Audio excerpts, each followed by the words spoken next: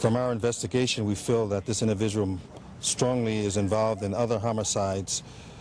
We have taken evidence out of the building by the medical examiner to be examined. Police removed boxes and boxes of body parts, evidence of what appears to be a psychopathic mass murder. Authorities also took out a barrel of what they think is acid. Police are reluctant to reveal exactly how many victims there might be, but knowledgeable investigators say it could be more than a half a dozen. Neighbors say the man was strange and that there was an odor coming from the apartment. However, no one suspected the accumulation of dead bodies. And the next thing I know, I heard the police open the refrigerator door, and they said it was a dead body in there. Police are questioning the suspect downtown. All we really know about him is that he is 31 years old. I really don't know much about him. I know he's a single guy, and he works every day, and he's like stay to himself. And the next thing I know, I heard the police open the refrigerator door, and they said it was a dead body in there. Authorities marched out of the house with boxes of severed body parts. In a barrel wheeled out, a vat of acid. In a refrigerator left as it was found, at least 2 heads, the severed remains of victims of the alleged murderer. This morning, in an unprecedented news conference, the police chief, medical examiner, and district attorney joined in a public statement.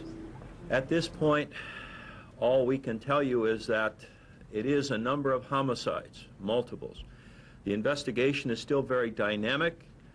We don't know whether this individual acted by himself or in consort with other individuals.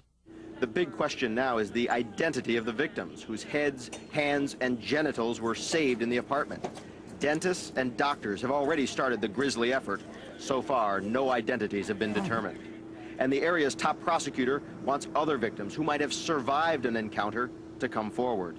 We would certainly urge anyone that's had such an experience to step forward. For one reason or another, persons don't do that. Or perhaps there's an aspect of their experience that they don't wish to share with the public. However, in this case, I would certainly urge, if there are any individuals who had an experience in this vicinity, we would certainly urge them to contact the police immediately.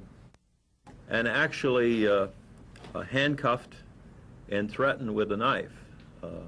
Through some rather fortuitous circumstances, the individual was able to make his escape from the apartment.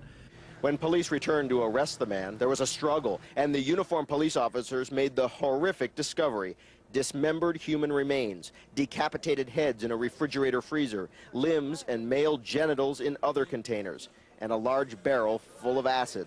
Experienced homicide detectives say the killings have a sexual component. The male victims allegedly killed by a 31-year-old man, Jeffrey Dahmer, a man with a criminal history of sexual assault of a teenage boy.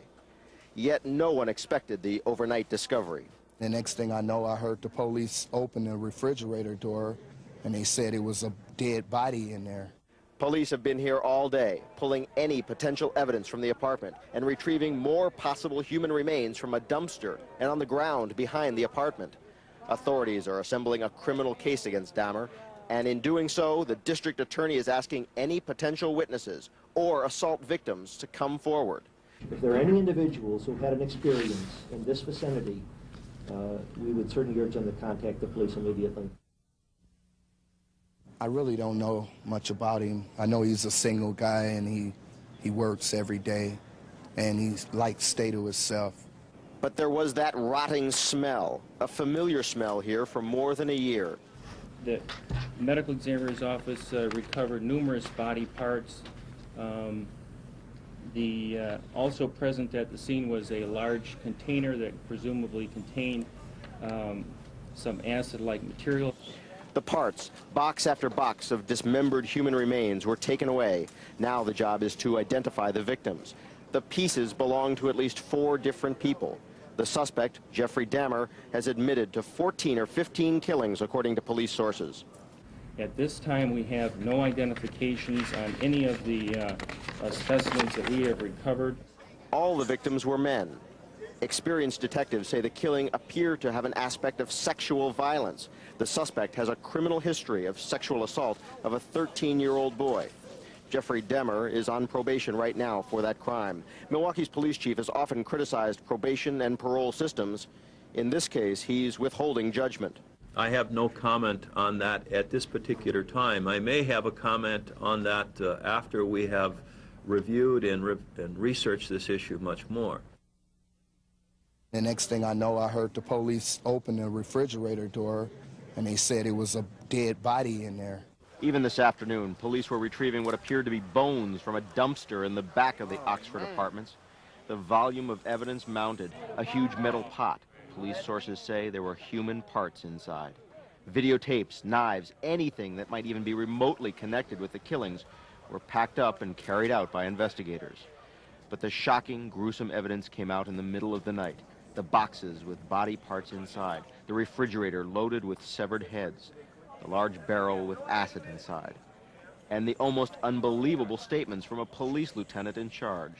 From our investigation, we feel that this individual strongly is involved in other homicides. We have taken evidence out of the building by the medical examiner to be examined. At the very moment this public statement was being made, some private statements were being made in a police interrogation room. According to police sources, Jeff Dahmer was telling them about the killings. How many? 14, 15, maybe more.